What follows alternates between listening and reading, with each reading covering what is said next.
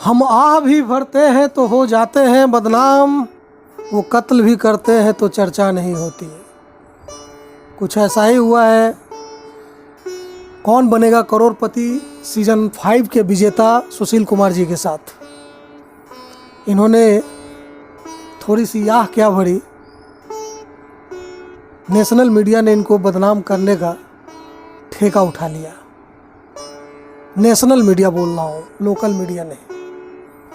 National media जो दिल्ली में बैठती है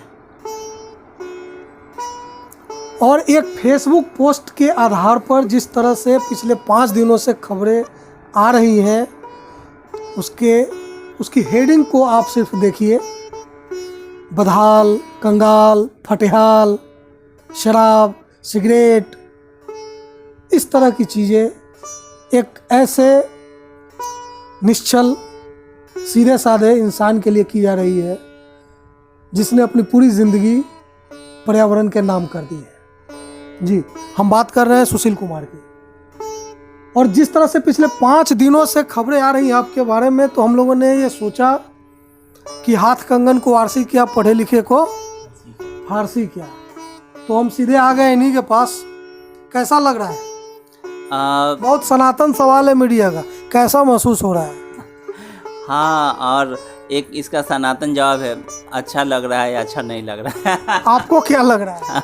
नहीं, हमको अजीब लग रहा है। क्यों? अजीब इसलिए लग रहा है कि जब हम पोस्ट लिख रहे थे या पोस्ट किए तो हमको लगा नहीं कि ये मीडिया उठाएगा। खबर बनने जैसा तो हम सोचे ही नहीं थे। क्यों नहीं लगा? फेसबुक पोस्ट पे खबर बनते हम नहीं देखे थे अपने आसपास जहाँ हम रहते हैं। तो ये जो पर्यावरण को लेकर आप इतने सारे पोस्ट करते हैं, आप घर घर जाते हैं चंपा का पौधारोपण करने, तो कभी उस पर कोई खबर हुई नेशनल मीडिया ने की? नहीं, फ़ोन से बात, उसको उन्होंने देखा फेसबुक पे, फिर फ़ोन किया और बातें की। और इस बार ऐसा नहीं हुआ, किसी ने फ़ोन नहीं किया। क्या हुआ इस बार पता नहीं, वो जानेंगे कि ऐसा पहली बार हुआ है कि किसी ने एक मैसेज करना भी उचित नहीं समझा कि मैं आपका पोस्ट उठा रहा हूँ। किसी ने, एक आदमी ने भी मैसेज नहीं किया। तो आपने तो खबर लिखी थी, हेडिंग उन्होंने खुद लगा दी। और चूँकि हेडिंग का ही तो जादू होता है ना, हेडिंग लोगों को आकर्षित करता है। और आज ज़्यादातर लोगों को जो चीज़ें आकर्षित करती हैं, हेडिंग उसी हिसाब से लगाई जाता है। ये मीडिया में मैंने देखा, जो इतना दिन से मैं मीडिया का अध्ययन कर रहा हूँ, लेकिन खुद शिकार नहीं बनते ना, तो दर्द दूसरे का नहीं महसूस होता है। तो मेरे लिए वो इजी था कि चलो दूसरे का हो रहा है ना, किसी हीरोइन का, किसी नेता का, किसका किसका। लेकिन जब खुद पे बात आती है तो दर्द का एहसास होता है। दर्द हो रहा है या दुख? दोनों। आप दुख तो हो ही रहा है, और दर्द जिसको कहते हैं तकलीफ कि दोहरा दर्द ये हो रहा है कि एक तो उस पोस्ट का उद्देश्य था कि समाज को मैसेज दे कि आपको निराश नहीं होना चाहिए। अगर आप थोड़ी बहुत बुरी लत लगती है, आप उससे पार पाते हैं, संबंधों को भी सुधार सकते हैं, पैसे के पीछे नहीं भागना चाहिए, घमंड को कभी शांत नहीं किया जा सकता है। और सबका उदाहरण देकर इसमें मैंने, आपने अपनी ज़िंदगी से ही उदाहरण दिया। और मैंने लगा लोगों को कि अपनी ज़िंदगी से जब उदाहरण देंगे तो लोग ज़्यादा इसे रिलेट करेंगे कि बताइए केबीसी विनर सुशील है, हमारी तरह आम आदमी है, इसके जीवन में हमारी तरह समस्याएं आती है और ये पार पाता है, तो हम क्यों नहीं पार पा सकते। और ये सब कितनी पुरानी बातें हैं सब जो आपने पोस्ट में लिखी हैं? ये 4-5 साल पहले की बात है, ज़्यादा दिन पुरानी नहीं है। आपने ये पुरानी बातें लिखी और उसको इस तरह से खबर बनाकर परोसा गया मानो आजकल की बात है कि अभी भी सुशील कुमार इसी हाल में है, तो जाहिर है ये आपके इमेज को कहीं ना कहीं धूमिल करता है। तो क्या मतलब आप आगे क्या सोच रहे हैं इसको लेकर? इमेज को लेकर हम थोड़ा दार्शनिक हैं कि बहुत सीरियस नहीं रहते इमेज को। सच्चाई जो है इमेज पे भारी पड़ती है। अब कोई बुरा इंसान साधु का वेश धर ले तो कितना देर साधु रहेगा, उसकी तो बुराई आ जाएगी। और आप किसी भले इंसान को कितना देर आप उसको काली चेहरा पे लगा के रख सकते हैं, फिर वो धुल जाएगा।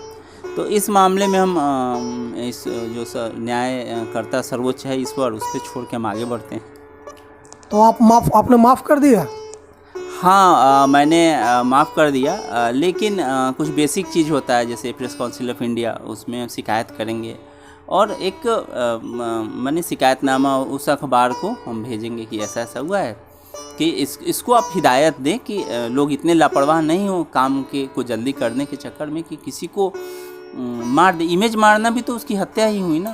तो आप चाहते हैं कि वो माफ़ी अगर मांगे तो आप शिकायत अपनी वापस लेंगे या नहीं करेंगे?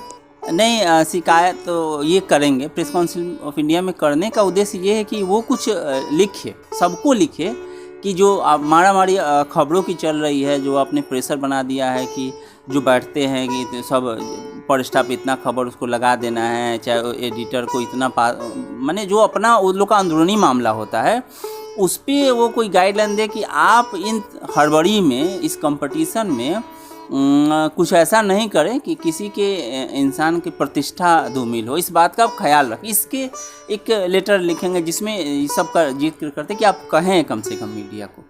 मतलब आप तो जर्नलिज्म की पढ़ाई, मतलब जर्नलिज्म के स्टूडेंट्स के लिए एक लेसन भी है कि किसी की फेसबुक पोस्ट के आधार पर भी अगर आप खबर बनाते हैं तो कम से कम उससे एक वर्जन ज़रूर लें, जो इनके केस में नहीं लिया गया। संपादक ने भी शायद सलाह नहीं दी और जिस उप संपादक सब एडिटर ने ये खबर लिखी होगी शायद उसने भी ये मुनासिब नहीं समझा होगा, या हो सकता है ऊपर से ही ऐसा कुछ रहा हो। क्या लगता है कि ये केबीसी का नया सीज़न आ रहा है और इस वक्त बॉलीवुड में जो ड्रग्स और नशा वगैरह को लेकर जो बातें चल रही हैं सुशांत प्रकरण के बाद, क्या इन चीज़ों के संबंध में भी आपकी इस कहानी को भुनाने की कोशिश की गई हो सकती है? बिल्कुल, आप सही कह रहे हैं कि खबरों का खबरों से जुड़ा होना, मस्तिष्क क्या है, सूचनाओं को एक साथ जोड़ के समझता है, मानव मस्तिष्क की विशेषता होती है। तो जो खबर लिखने वाले हैं वो स्वाभाविक रूप से जानते हैं, मैंने पढ़े हो नहीं पढ़े हो, लेकिन उनको मालूम है कि कौन खबर किससे जुड़ रही है, मनुष्य कैसे जोड़ लेगा। और फिर जिसकी आदत पड़ गई है वो एक खबर भी एक तरह से नशा का रूप ले चुका है आजकल। आपने जो पोस्ट लिखी थी उसका इंटेंशन क्या था, मोटिव क्या था? मोटिव था लोगों को मैसेज देना कि देखिए भाई, अच्छा बुरा समय सबके पास आता है, नहीं घबराना है, निराश नहीं होना है, हमेशा पॉजिटिव रहना है और ओवरऑल सबका जीवन एक जैसा होता है कि आपको, और हाँ, कोई भी जब हम काम करें तो उसका उद्देश्य क्या है इसको समझें। अगर उसका उद्देश्य सही में वो काम में आपको मन लगता है तभी करें, ये नहीं देखा देखी कि फलाना ऐसे कर रहा है तो हम भी ऐसा करें, तो वो आप सफल नहीं होंगे। मतलब आपने एक संदेश देने की कोशिश की युवाओं को कि एक सक्सेसफुल आदमी के जीवन में भी उतार चढ़ाव आते हैं, उससे घबराना नहीं है, उससे बल्कि उबरना है। तो आपको नहीं लगता कि उन पुरानी बातों को, जो 4-5 साल पुरानी बातें हैं आपके जीवन की, उसके ज़रिए आपने जब लोगों को संदेश देने की कोशिश की उसको भी डिस्टॉर्ट किया गया, तोड़ मरोड़ दिया गया? हाँ, और मुझे दुख इस बात का है कि ये दोहरा मुझे तकलीफ़ मिला। एक तो आप मेरे बारे में जो बुरी खबरें चलती हैं, पहले से भी चलती हैं, तो मैंने उसको ईश्वर पे छोड़ दिया कि अब जो हो, मुझे कोई फ़र्क नहीं पड़ता। लेकिन यहाँ ज़्यादा दुख हो गया कि यहाँ मैंने मैसेज दिया सोसाइटी को लेकर कि आप निराश नहीं हो, आप प्रेरणादायी मैसेज मैंने दिया कि लोग इससे प्रेरित हों, बहुत सारी समस्याएं हैं उसमें मदद कर, एक लाइन मदद कर दे। तो यहाँ पे तो उल्टा ही हो गया। यहाँ अपने ही मुझे शराबी, नशेड़ी और पता नहीं फेलियोर और रिलेशन ख़राब होने वाला सब कुछ घोषित कर दिया। तो ये मुझे लगता है जैसे आप किसी बुराई को मारने के लिए आप लोगों को समझा रहे हो और लोगों ने ही आपको मार दिया वाला बात हो गया। मतलब वो मैसेज को भी शूट कर दिया, मैसेंजर को भी शूट कर दिया। बिल्कुल बिल्कुल। आपको नहीं लगता कि अगर इस वक्त, इस पॉइंट ऑफ टाइम पे महात्मा गांधी होते, मोहनदास करमचंद गांधी होते और अपनी आत्मकथा लिखे होते जो उन्होंने लिखी है, तो इस वक्त मीडिया उस आत्मकथा को कैसे लेती? बहुत ही गंदे और भद्दे तरीके से उन पक्षों को भी तोड़ मरोड़ के प्रस्तुत करती कि वो कभी राष्ट्रपिता नहीं बन पाते, उनको कभी नहीं घोषित किया जा सकता था। बिल्कुल। एक बात और बताइए कि उस पोस्ट में तो सारी पुरानी बातें हैं जो आज की तारीख में सब ठीक है, ऑल इज़ वेल, अभी तो कोई दिक्कत नहीं है ना? नहीं, सब ठीक है। अब जैसा हम लाइफ चाहते हैं वैसा है, कोई दिक्कत नहीं है। और अपना फ्यूचर प्लानिंग भी है जो अच्छे से चल रहा है। तो अब ऐसे में आप जो नई चीज़ें हैं लाइफ में अच्छे से चल रही है, आपने अपने आप को पर्यावरण के प्रति बहुत हद तक सुपुर्द का मतलब उसमें लगा लिया है खुद को, और करीब 50,000 से ज़्यादा चंपा के पौधों का वितरण कर चुके हैं। गोरैया जो लुप्त प्राय पक्षी हो गई थी उसको बचाने का काम आप कर रहे हैं। तो आपको लगता है कि इस तरह की खबरों से आपके जो ये अच्छे काम हैं, जो इस तरह की चीज़ें हैं, उस पर कोई नकारात्मक असर पड़ेगा? हाँ, हम असर नहीं पड़ने देंगे और हम चाहेंगे लोगों के पास, जैसे पहले जाते हैं, कोरोना के कारण चीज़ें कम हो गई लेकिन फिर जोश खरोश से करेंगे और इस पे कोई असर नहीं पड़ने देंगे क्योंकि लोकल में सब लोग जानता है, लोकल में सब लोग जानता है और बाकी जो लोग नहीं जानता वो पोस्ट पढ़ लिया है तो वो चीज़ समझता है और थोड़ा सा कन्फ्यूजन होगा तो फिर हम कहेंगे कि आप पढ़ लीजिए। लेकिन ये एक अच्छा काम कर रहे हैं, हमारी कोशिश होगी कि इसको कंटिन्यू करें मैक्सिमम एफर्ट के साथ। आपके फैंस बहुत सारे हैं, बहुत सारे प्रशंसक हैं, चाहने वाले हैं पूरे देश में, तो जाहिर है कि उनको जब ये खबर मिली या पोस्ट पढ़ा होगा तो उनको भी थोड़ा कन्फ्यूज़न हुआ होगा, तो उनके लिए कोई मैसेज? बस यही कहना चाहेंगे कि अगर कुछ भी किसी के बारे में भी ऐसी खबर मिले जो आपके नज़र में जो पहले से जो पढ़ रहे हैं उसके एकदम विपरीत हो तो उसको दोबारा तिबारा चेक कर दूसरे तीसरे जगह जाएं कहीं किसी खबर के मामले में। वो बातें हैं जो आपकी पोस्ट में भी थी और जो खबरें जिसके आधार पे बहुत ज़्यादा डिस्टॉर्टेड फॉर्म में आ रही है कि आपको नशे की लत हो गई थी, ऐसा लिखा गया है कई जगह, और दूसरा फैमिली को लेकर की तलाक तक बात पहुंच गई थी। अब हालांकि आपने अपने पोस्ट में भी ये शब्द का इस्तेमाल किया है, तो इसको आप ज़रा क्लियर कीजिए क्योंकि इन दो ही चीज़ों को लेकर लोगों में बहुत ज़्यादा भ्रम है। देखिए, नशे की बात नहीं थी, चूँकि हम नहीं पीते थे, वहाँ गए कुछ मित्र मंडली में बैठ के लिए तो वो वहीं सीमित रह गया। लत नहीं था कि लत का होता कि हम घर पे भी आते पीते, यहाँ वहाँ सब जगह खाते पीते, तो वो खास मित्र मंडली में जब चीज़ें चलती थी तो वहाँ हम लेते थे, तो ये लत नहीं हुआ और उसको भी मैंने लिख दिया। एक इसको अब आप जो कहिए, भल मनसाहत कहिए, मूर्खता कहिए, लेकिन मैंने लिख दिया, मैंने उसको पब्लिक डोमेन में मैंने डाल दिया कि देखो भाई मैं ऐसा था, मैंने ऐसा किया, मैंने डाल दिया। तो मुझे लगा कि अगर हम सच बोल देंगे तो दिल पे बोझ नहीं रहेगा क्योंकि हम लोग सोशल फिगर हैं और भला बुरा सब। हाँ, तलाक का जो वाला जो बात था उसमें ये था कि ऐसा कुछ नहीं था, झगड़ा हो रहा था तो घर के लोगों ने कहा कि ऐसे अगर हमेशा झगड़ा रहा तो तलाक तक बात पहुंच सकती है। तो जब ये बात आई कि तलाक तक पहुंच सकती है तो मुझे लगा कि नहीं, सामने जब कोई रहेगा तो सिर्फ झगड़ा ही करेगा, तो जब अलग होगा तभी ना समझ में आएगा कि क्या मामला है। तो बाहर गए और मैंने उसमें कहा भी था कि सिनेमा का शौक़ था तो वहाँ चले गए, तो उसमें ये हुआ मुंबई चले गए फिर कुछ दिनों के लिए। हाँ, कुछ दिनों के लिए, तो वहाँ मुझे समझने का मौका मिला, मुझे समझने का मौका मिला कि हम लापरवाह हैं, जिम्मेवार नहीं है, एक हस्बैंड को जिम्मेवार होना चाहिए चीज़ों को लेकर। और तब हम बोले आए तो पत्नी से बोले कि हम सीखेंगे, हमको नहीं मालूम, बचपन से हम ऐसा पालन हुआ है मेरा कि ये सब चीज़ें मेरे लाइफ में नहीं है। तो मतलब अब जो है सब ऑल इज वेल? बिल्कुल बिल्कुल बिल्कुल बिल्कुल, अब कोई दिक्कत नहीं, सब अच्छा है और सब बड़ी, हालांकि ये भी 4-5 साल पुरानी बातें हैं। हाँ, तो वो मैंने सीखा। आप जब फेसबुक पे ये पोस्ट लिख रहे थे तो आपको अंदाजा था कि ऐसा कुछ होने वाला है? नहीं, बिल्कुल नहीं।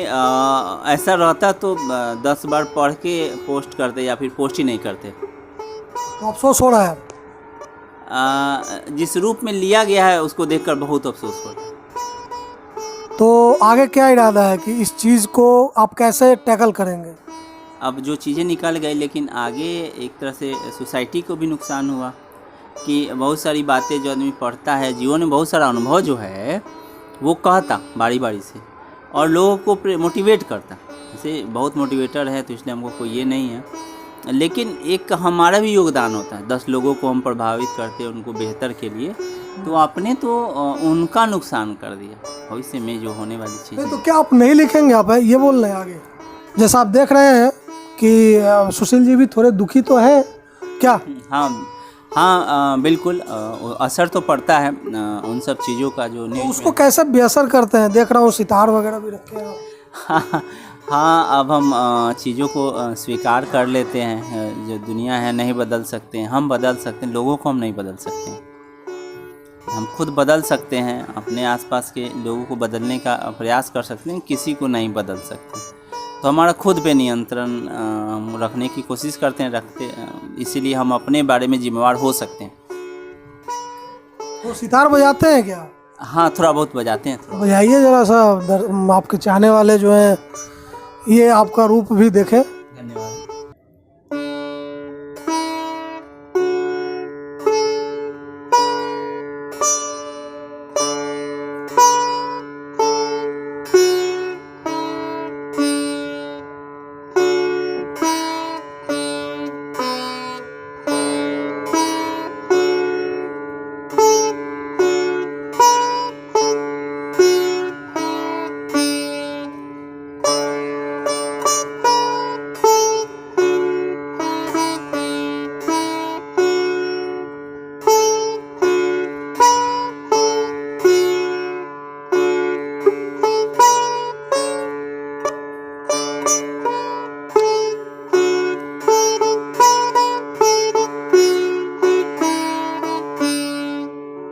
हम एक बार और बजाएंगे, इसको वो गलती हुआ कुछ ऐसा, पता नहीं क्यों।